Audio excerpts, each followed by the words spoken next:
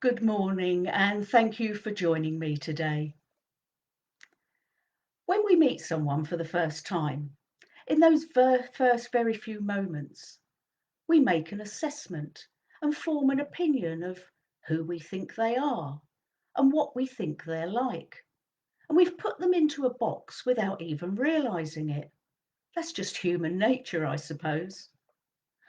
We are comparing others against ourselves and how they fit into or around our lives, whatever that context might be. We judge others all the time. We may not mean to, we try not to, but we do it all the same.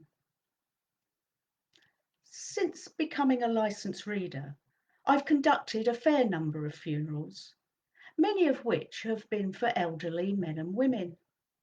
And it's always a privilege and a very humbling experience to walk alongside families at such a difficult time that bereavement is.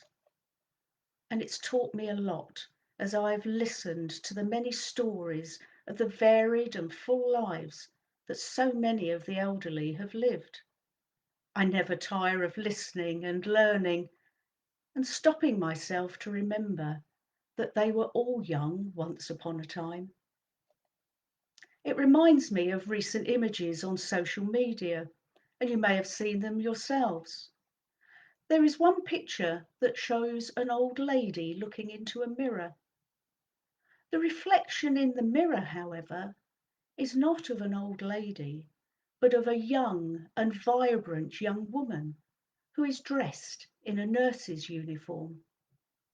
Or another picture of an old man, frail and bent over grasping his walking stick as he stands in front of a war memorial. The sun is shining down on him, but his shadow is of a young, upright man in his service uniform.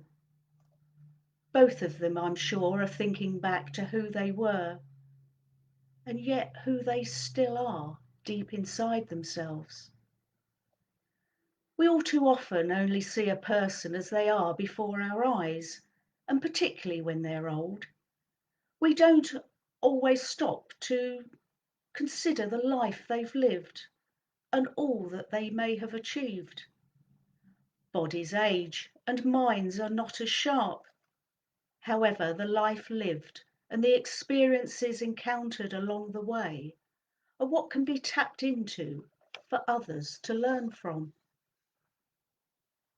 God doesn't give up on us or forget us ever, and particularly when we're old, because there always is a plan. We just don't know what it is until it starts to unfold. Just think about Abraham and Sarah in Genesis 17.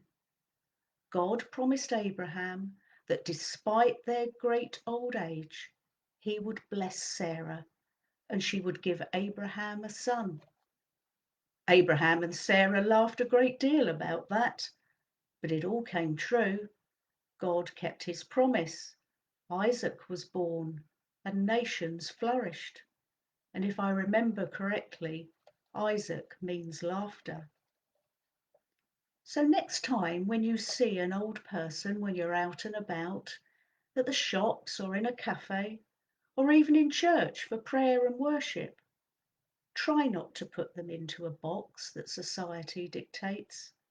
Just have a chat, and you never know what wonderful tales you may hear or what you may learn to your advantage.